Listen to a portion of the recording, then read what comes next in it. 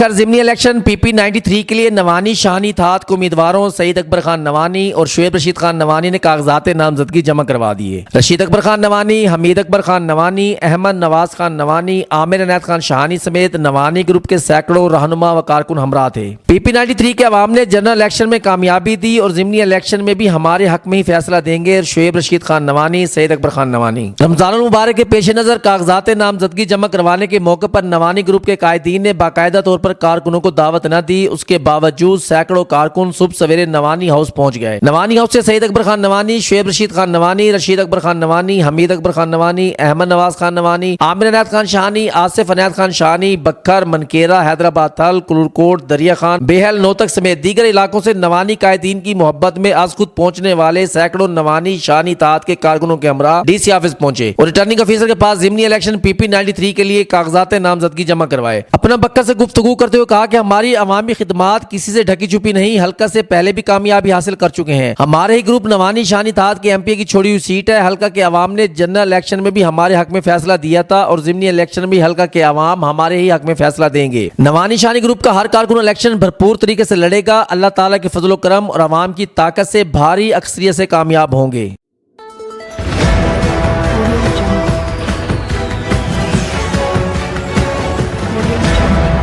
अपना बखर, क्योंकि ये अपना है।